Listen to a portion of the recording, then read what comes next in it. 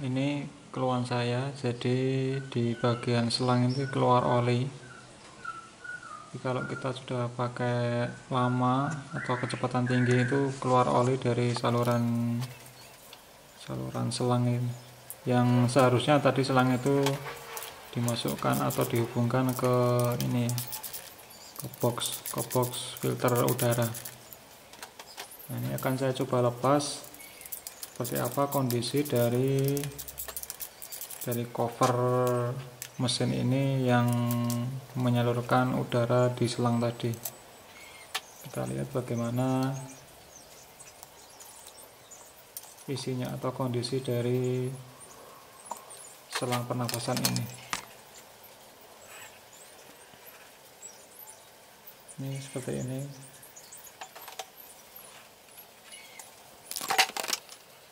Dan ini saya cek olinya masih warna hitam, jadi masih aman. Kan ini mesin pernah overheat ya, jadi takutnya sudah bercampur air, tapi ternyata tidak, jadi masih aman mesin ini.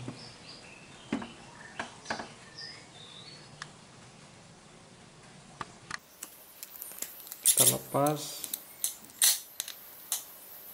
penutupnya, apa namanya ini ya, packing breather, apa sih namanya bahasa Inggris, lupa saya. Pokoknya packing untuk pernapasan, tulisannya breather packing gitu. Nah, ternyata setelah saya buka, ternyata packingnya sudah tidak ada ini. Ini yang penyebabnya kenapa oli bisa keluar, mungkin karena packing ini sudah tidak dipasang lagi. Nah, ini kelihatan kotor ya teman-teman.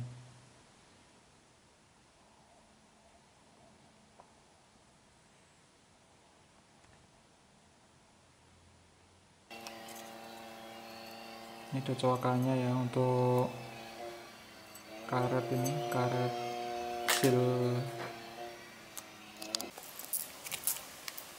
seal covernya, cover mesin.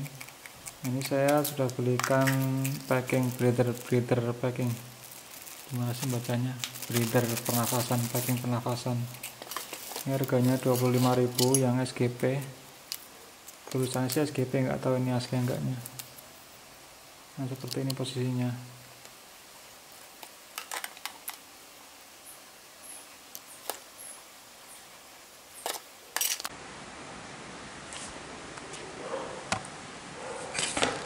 Ini sudah dibersihkan.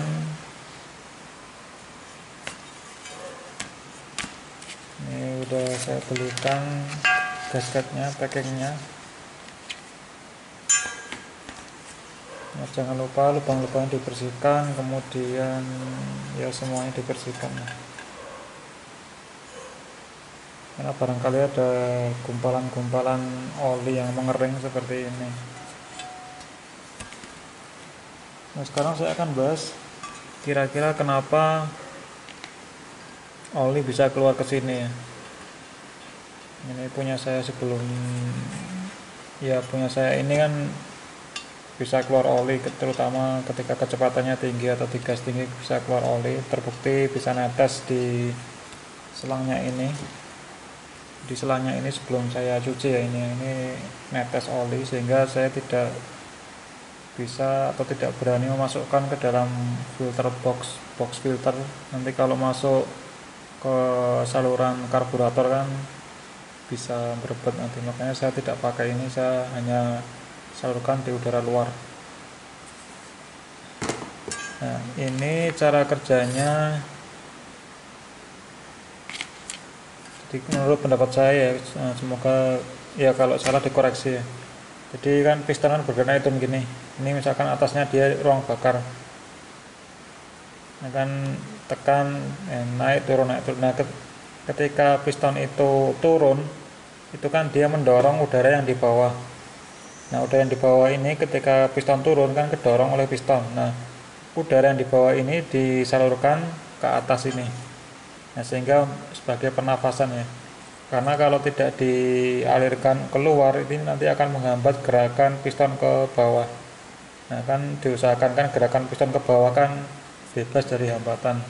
Nah, oleh karena itu udara yang di bawah piston itu harus dikeluarkan melalui saluran pernapasan, yaitu ini. Jadi disalurkan dulu ke atas melewati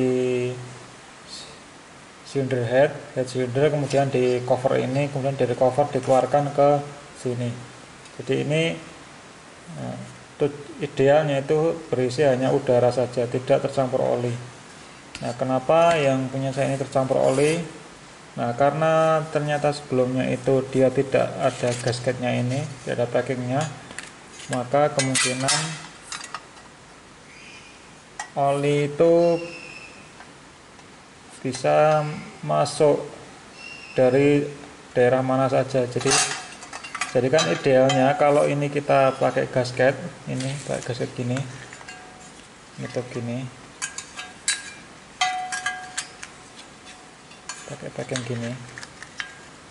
Nah, ini kan rapat ya, tutup ini. Nah, ini kan rapat, sehingga kalau ada udara yang dari bawah piston ke sini menuju ke cover ini, dia kalau ini posisi rapat gini, dia hanya bisa melewati dua jalur, yaitu sebelah sini, sebelah kanan dan sebelah kiri. Kita lihat. Nah, karena kan ini rapat ya, jadi udara itu hanya bisa masuk itu dari samping-samping sini. Ini kan ada lubang nih, ini ada space-nya di sini maupun di sini. Nah, hingga udara itu idealnya itu hanya masuk ke sini. Udara mungkin bercampur dengan oli juga masuk ke sini, sini dan sini. Nah, kalau ini rapat, karena udara hanya mengalir ke sini, akhirnya apa? Akhirnya meskipun dia bercampur dengan oli, udaranya nyimrat bersama dengan oli, dia akan mengalir ke sini. Nah, oli itu akan ditahan oleh ini, sini sama sini. Ketika nyemprot sini, oli akan ditahan ini sehingga ketahan, sehingga yang masuk, yang keluar itu hanya udara. Kalau sebelah kanan gini ya, jadi ini hanya ditahan oleh ini. Jadi ini untuk penahan oli kalau nggak salah ya. Jadi dia untuk menahan oli supaya tidak keluar ke sini, dia ada hambatan buat oli. Ini dan sini, dan juga bentuk-bentuk yang lain ini. Itu yang dari sini, yang dari kiri juga sama. Ketika masuk ke sini, kan ini ya. Ini masuk ke sini itu juga akan ditahan oleh ini penahan oli. Sini, kemudian sini. Jadi kepengennya itu yang keluar ke sini itu hanya udara saja, tidak tercampur dengan oli. Nah, itu sih menurut pendapat saya. Nah, ketika ini tidak rapat, packingnya tidak rapat, maka oli dan udara itu tidak hanya bisa melewati kedua lubang ini, tapi juga bisa jadi dia melewati sebelah samping-samping sini ya, samping-samping sini. Ini tidak rapat ya, tidak rapat berarti dia bisa melewati sini, sisi yang bawah sini. Akibatnya ketika dia sampai di lubang penapasan, dia masih bercampur dengan oli. Nah, itu mungkin ya analisa saya. Nah, sekarang saya akan coba pasang ini sehingga rapat. Praktis campuran oli dan udara itu hanya bisa melewati samping sini, tidak bisa melewati samping sini. Nah, saya akan coba pasang ini ya.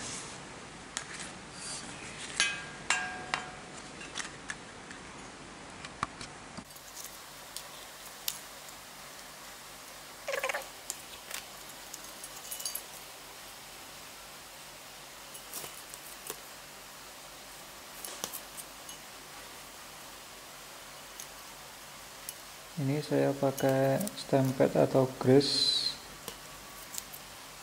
tujuannya supaya harapan saya itu bisa rapat ya. Jadi kontak antara permukaan aluminium ini atau material cover ini ke gasketnya itu bisa rapat karena tertutup oleh sela-selanya atau celah-celah kecilnya tertutup oleh grease, atau paling tidak terjadi gesekan antara plat dengan gasket atau packing dengan logam. Jadi ketika kita kencangkan itu tidak merusak gasketnya karena kita sudah olesi dengan grease kan licin ya. Jadi ketika kita kencangi dia bisa bergerak menyesuaikan sehingga tidak merusak gasket atau packing yang sudah kita beli. Jadi ini tujuan saya pakai grease ini supaya dia lebih rapat dan tidak merusak gasket atau packingnya. Mungkin dikasih oli juga bisa ya, mungkin nggak tahu lah. Saya coba pakai ini, nanti gimana hasilnya kita bisa lihat.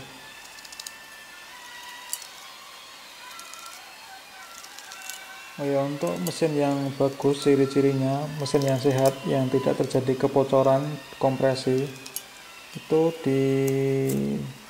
kalau menurut para mekanik yang sudah profesional itu katanya yang keluar dari selang pernafasan ini atau yang keluar dari tutup oli kalau kita buka itu hanya udara, tidak ada asapnya. Nah, kalau yang keluar dari saluran selang pernafasan ini adalah asap berwarna putih, itu berarti ada kebocoran kompresi. Jadi akibat pembakaran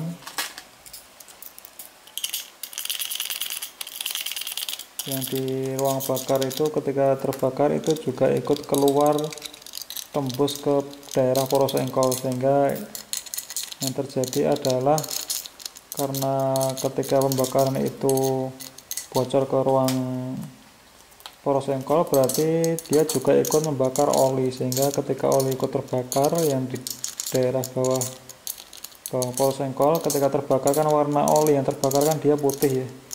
Jadi ketika dia keluar dari saluran udara atau saluran pernafasan dia juga berwarna putih. Jadi kata mekanik yang sudah saya temui itu, kalau keluar asap putih itu berarti tandanya ya ring piston kita itu sudah bocor kompresinya. Bocor artinya dia dari ruang bakar bisa tembus di bawah piston, yaitu di daerah poros engkol. Daerah poros engkol karena tadi gerakan piston tadi sesuai yang saya katakan tadi, dia tekanan di bawah poros engkol itu ditekan oleh piston ke bawah sehingga keluar melalui ruang pernafasan. Nah, ini ketika terjadi kebocoran ya berarti pembakaran terjadi ya, hasil pembakaran itu bocor ke bawah piston, akhirnya dia juga ikut membakar oli. Membakar oli berarti dia berwarna putih ketika keluar melalui saluran pernafasan. Itu salah satu cara untuk mengecek kondisi mesin. Nanti kita lihat ini mesin saya ini gimana, apakah yang keluar dari saluran pernafasan ini bersih atau tidak, atau ada warna putihnya. Nanti kita lihat. Kalau ada warna putih, siap-siap turun mesin untuk ganti, minimal ganti ring piston minimal.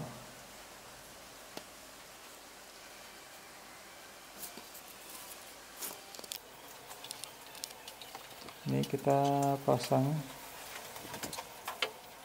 Belum kita pasang, saya kasih grease juga. Nah, ini untuk area permukaan yang nanti tertutup atau terkena kontak dengan cover itu harus kita kasih grease supaya tidak merusak karetnya, karet seal tadi. Ketika kita kencangkan supaya tidak bergesekan. Kalau bergesekan dia rusak. Nah, kalau ada grease dia licin sehingga menjadi rapat dan juga tidak merusak karet seal ya tadi.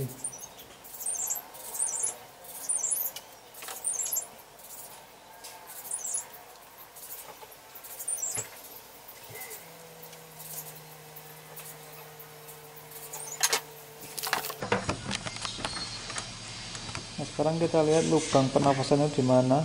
Nah, ini ada beberapa lubang ya. Ini ada yang lubang lingkaran bentuknya. Itu kalau nggak salah dia untuk kembali oli ke ruang penampung oli di bawah.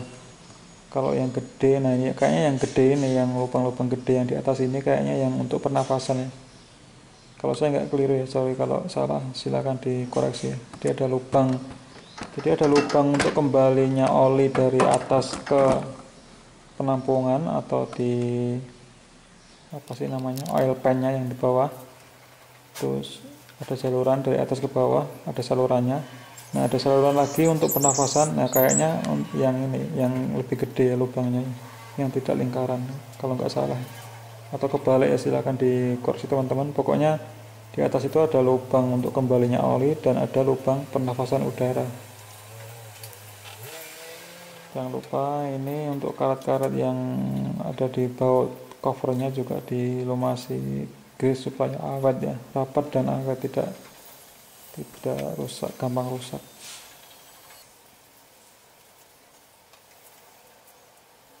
Kita pasang cover mesinnya, cover silinder kopnya.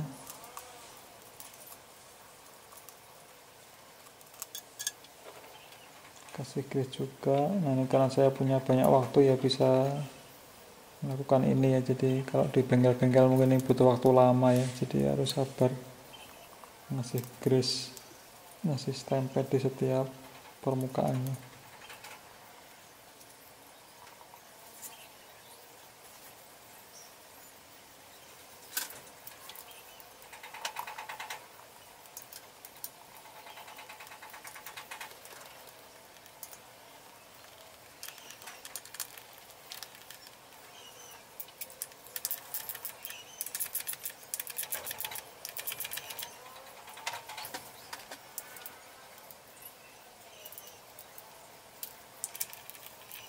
Kita kencangkan secukupnya aja. Kalau mau pakai kunci momen ya pakai kunci momen yang bisa mengukur 0,4 kg meter. Jadi hanya 0,4 kg, jadi jangan terlalu kencang. Kalau terlalu kencang nanti bisa merusak cover head cylinder kop ini. Kalau sampai rusak atau pecah ya mahal lagi nanti biayanya untuk beli spare partnya.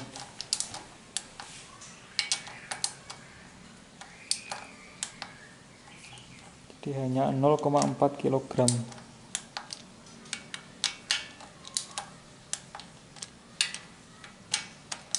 Kilogram meter ya maksudnya ya. Oke, sekarang coba kita starter gimana udara yang keluar dari pernafasan maupun di lubang olinya.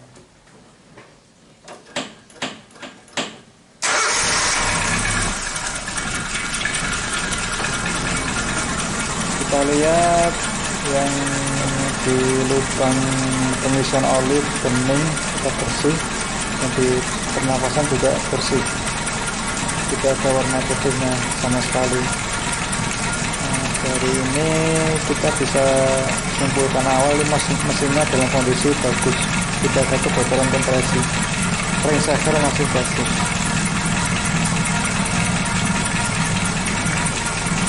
Sekarang kita tutup karena kita tidak perlu lagi untuk pengecekan.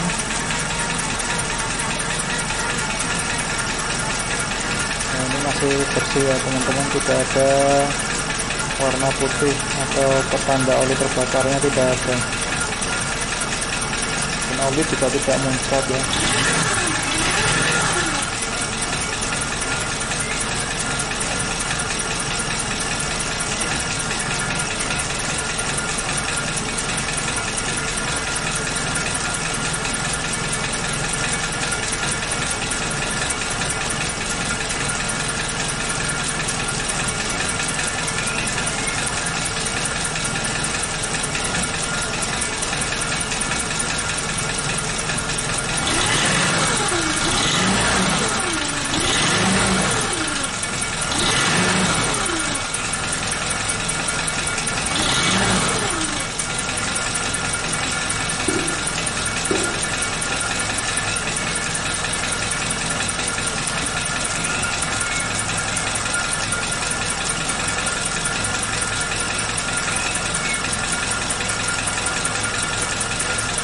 Saya ngecek ini, ngecek air radiator apakah ada gelembung-gelembungnya, karena kemarin saya tidak yakin ya. Kita pastikan lagi, ternyata tidak ada gelembung-gelembungnya ya. Jadi aman ya.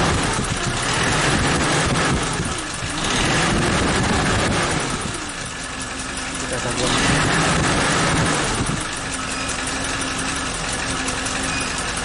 Tidak ada gelembung berarti aman, tidak ada bocoran kompresi yang masuk ke radiator, ke area pendinginan airnya.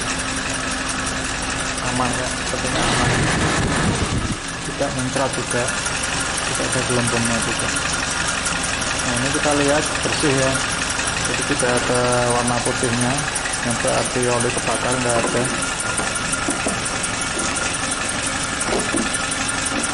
Di mesin kondisi sehat ini, semoga, amin.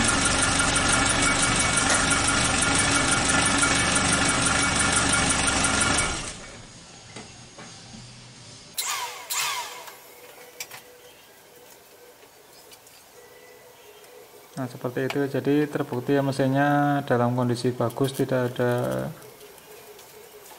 asap keluar dari lubang pernafasan, bersih, tidak berwarna. Ini saya pasang selangnya lagi.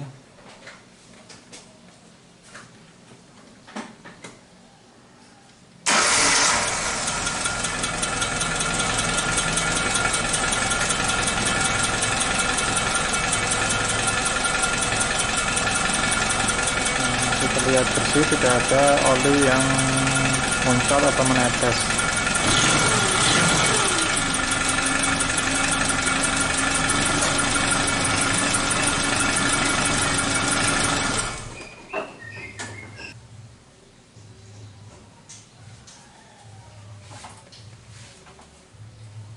Oke, kita cek olinya. Jangan bosan-bosan ya teman-teman ngecek oli. Jumlah oli yang bagus itu ada di antara batas bawah dan batas atas. Jadi antaranya itu kan ada apa ya, ada garis-garisnya. Nah, garis-garis kotak-kotak, nah itu adalah batas oli. Pokoknya harus ketinggian oli harus menyentuh di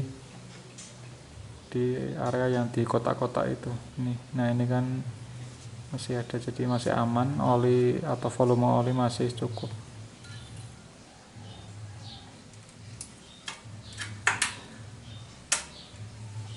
Nah, ini setelah saya pakai kurang lebih setengah jam ya keliling-keliling jalan atau di jalan raya. Nah ini ternyata masih kering ya kondisinya, tidak ada tetesan oli. Nah sementara ini berhasil ya, nggak tahu nanti kalau saya pakai lama apakah tetap ada oli atau tidak. Oke, demikian video dari saya, semoga bermanfaat. Sampai ketemu di video selanjutnya.